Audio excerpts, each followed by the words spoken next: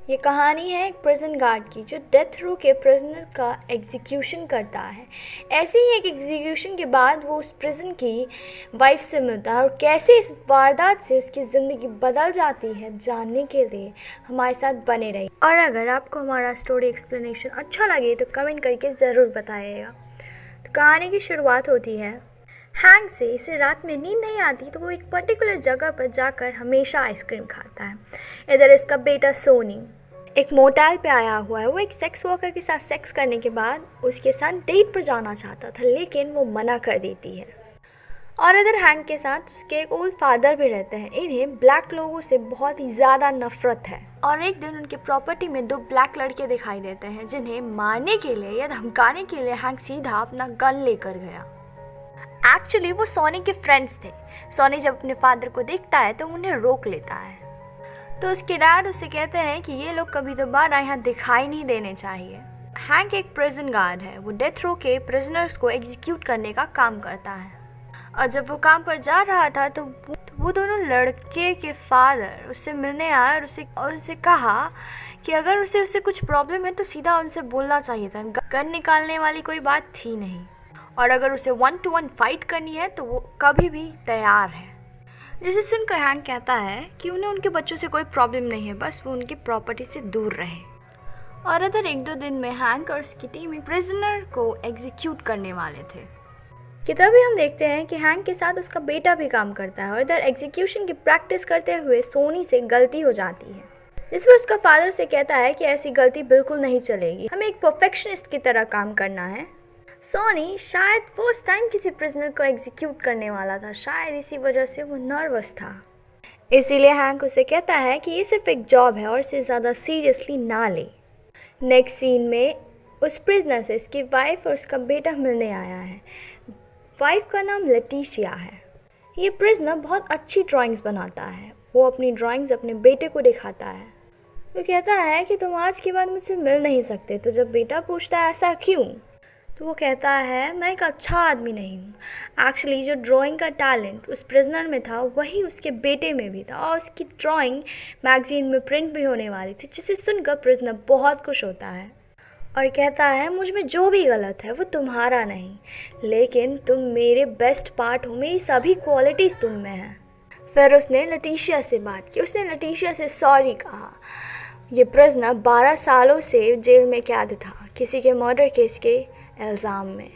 लटीशिया को हर वीक अपने बेटे को लाना पड़ता था यहाँ इससे मिलने। उसे इस बात का बुरा तो लगता था, लेकिन वो इन सब से परेशान और तंग भी आ चुकी थी। और फाइनली एग्जीक्यूशन का डे आता है और उसकी लास्ट विश थी ड्राइंग बनाने की। उसके पास सोनी और हैंकी ही थे, इसीलिए वो उनकी ही ड्राइंग बनाता है। और उसकी ये भी विश थी कि वो लास्ट टाइम अपने बेटे से बात कर पाए, लेकिन प्रिजन के ऑफिसर्स मना कर देते हैं। घर पर लटीशिया और उसका बेटा उस फ़ोन कॉल का वेट कर रहे थे। लटीशिया भी आज बहुत ज़्यादा डिस्टर्ब्ड थी। फिर लटीशिया ने देखा कि उसका बेटा चुपके चुपके चॉकलेट खा रहा था। वो बहुत गुस्सा आती है, उसे बहुत मारती है क्योंकि वो ओबेसिटी का शिकार हो चुका था और वो अपने बेटे को फिट देखना चाहती थी। और जब प्रिजनर को एग्जीक्यूशन के लिए ले जाया जा रहा था तो सोनी को उल्टी आ गया। प्रिजनर का एग्जीक्यूशन तो हुआ, लेकिन हैंक सोनी पर बहुत ज़्यादा गुस्सा आ गया क्योंकि प्रिजनर का एग्जीक्यूशन सोनी की वजह से बर्बाद हो गया। वो उस पर बहुत गुस्सा आता है, उसे बहुत मारता है, लेकिन सभी गार्ड्स ने मिलकर हैंक को रोक लिया। उसके बाद घर पर हैंक सोनी के पास आया और गुस्से में कहा कि घर से निकल जा। उसके बाद सोनी गुस्से में गन निकाल कर हैंक को बहुत मारता है और कहता है अब देखो कैसा लगता है। उसके बाद सोनी ने हैंक से पूछा क्या तुम मुझसे हिट करते हो। दरअसल हैंक की मदर उसे छोड़कर चली गई थी और सोनी उसे उसकी याद दिलाता है, जिसकी वजह से हैंक ने कहा हाँ मैं तुम्हें हेट करता हूँ, जिससे सोनी को बहुत बुरा लगता है और अपने ही गन से खुदकुशी कर लेता है।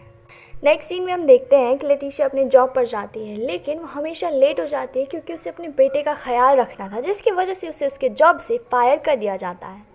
और इधर लटीशिया को जिसकी वजह से लटीशिया की लाइफ में बहुत सारी प्रॉब्लम्स आ जाती है फाइनेंशियल। अगर उसने पैसे नहीं भरे उसे अपना घर भी खोना पड़ सकता है।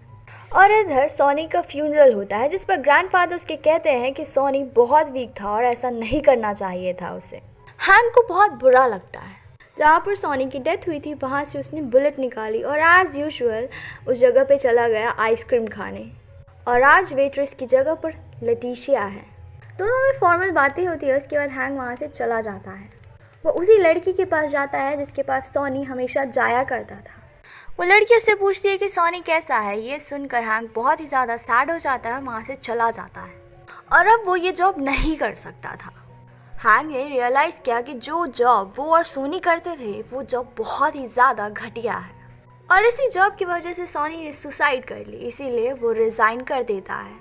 और ये बात जब उसने अपने फादर से कही तो वो कहते हैं कि तुमने बहुत बड़ी गलती की है, तुम मुझे अपनी मदर की याद दिलाते हो। हैंक की मदर भी उन्हें छोड़कर चली गई थी। तो हैंक कहता है तो मैं अपनी मदर के जैसा हूँ तो क्या गलत हूँ? तो उसके फादर कहते हैं नहीं, तुम्हारी मदर की डेथ के बाद मैंने लाइफ को बहुत एंजॉय किया। पर अब हम देख सकते हैं कि हैंक के फादर ज़िंदगी में कितने अकेले हैं और हैंक उनमें अपने आप को देखता है। उसे अपने फादर जैसा नहीं बनना है। वो पूरे टाउन में घूमा और अपने लिए एक पेट्रोल पंप खरीद लेता है। एक रात ड्यूटी ख़त्म होने के बाद बाहर बहुत तेज़ी से बारिश हो रही थी, इसीलिए लटीशिया अपने कस्टमर के छाते को चुरा लेती है और जब ये दोनों रास्ते से जा रहे थे तो किसी ने उसके बेटे को गाड़ी से उड़ा दिया। शायद ये वही गुंडे थे जिसकी अम्ब्रेला इसने ली थी। रास्ते में लटीशिया जोर जोर से लोगों से हेल्प मांगती है। रास्ते से हैंक गुजर रहा था इसलिए उसने उसकी हेल्प कर दी। दोनों हॉस्पिटल में पहुंचे। डॉक्टर्स ने लटीशिया के बेटे को बचाने की बहुत ज़्यादा कोशिश की लेकिन वो उसे नहीं बचा पाए। पूरे हॉस्पिटल में लटीशिया सिर्फ और सिर्फ हैंक को जानती थी, इसलिए वो उसे पकड़ कर बहुत ही ज़्यादा रोई। फिर डिटेक्टिव हॉस्पिटल में हैंक से कहता है कि तुम इसे घर छोड़ कर आओ। घर पर हैंक लटीशिया से कहता है कि जिसने भी ये काम किया है वो बचेगा नहीं। मैंने डिटेक्टिव से बात की है, इसकी इन्वेस्टिगेशन वो करने वाले हैं। इस पर लटीशिया कहती है क्या वो सचमुच ही करेंगे, क्योंकि अमेरिका में ब्लैक लड़के की मर्डर पे कोई इन्वेस्टिगेशन नहीं होता। तो अगले दिन सॉनी के फ्रेंड्स हैंक से मिलने के लिए आए हुए थे। वो सॉनी के लिए उन्हें सॉरी कहते हैं। हैंक ने फर्स्ट टाइम उनका नाम उनसे पूछा था और वो जब सिटी में जा रहा था लटीशिया वॉक करते करते अपने काम पे जा रही थी। हैंक ने उसे लिफ्ट देने का ऑफ़र किया और इधर घर आकर हैंक अपने फादर से कहता है कि उसने एक पेट्रोल पंप बाय कर लिया है। उसके फादर को ये सही नहीं लगता। फिर रात में हैंक वहीं पर जाता है जहाँ पर लटीशिया काम कर रही थी, क्योंकि उसे आइसक्रीम खानी थी। और फिर वो उससे कहता है कि शायद तुम्हारी शिफ्ट ख़त्म हो चुकी है और मैं तुम्हें घर पर ड्रॉप कर सकता हूँ। ये तुम्हारा घर मेरे घर के रास्ते में ही आता है। लटीशिया भी मान गई। वो उससे पूछती है कि उस दिन तुमने मेरी हेल्प क्यों की, तुम उस दिन रुके क्यों थे? तो हैंक कहता है उस मोमेंट पे मैंने कुछ ज़्यादा सोचा नहीं, मैं तुम्हारा दर्द समझ सकता हूँ। अभी अभी मेरे बेटे की भी डेथ हुई थी। मैं एक अच्छा फादर नहीं बन पाया लेकिन वो एक बहुत ही आइडियल बेटा था। इसके बाद मुझे लग रहा था जैसे मानो मैं सांस नहीं ले पा रहा हूँ, अपने बेड से भी नहीं उतर पा रहा था, अंदर से तकलीफ़ होने लग जाती है। लटीशिया ने कहा क्या तुम घर के अंदर आना चाहते हो? फिर घर में ये दोनों ड्रंक हो जाते हैं। लटीशिया को पता था, पेन का एहसास था कि कैसा फील होता है। हैंक को पता था कि वो क्या फील करती है और फिर दोनों एक दूसरे को कंफर्ट करने के लिए इंटीमेट हो जाते। और सुबह जब हैंक घर पे आया तो रात में उसके फादर को ज़रा सी चोट आ गई थी। वो आराम कर रहे थे। आजकल वो अपना ख्याल अच्छे से रख नहीं पाते। नेक्स्ट डे हैंक सोनी के फ्रेंड्स के फादर के पास आया। वो एक गराज चलाते थे और वहाँ पर अपनी गाड़ी का काम उसे दे दिया और गाड़ी जब ठीक हो जाती है तो हैंक वो कार लटीशिया को गिफ्ट कर देता है, ये बोलकर कि उसे जॉब पर पैदल जाने की ज़रूरत नहीं है। इन दोनों की रिलेशनशिप अब बहुत अच्छी तरीके से डेवलप हो रही थी, आगे बढ़ रही थी। एक दिन लटीशिया हैंक को गिफ्ट करने के लिए एक अच्छी सी हैट खरीदती है और जैसे ही लिफ्ट देने के लिए घर पर पहुंचती है तो हैंक के फादर उससे पूछते हैं तुम कौन हो? लटीशिया कहती है मैं हैंक की फ्रेंड हूँ। फादर को ये बात अच्छी नहीं लगती।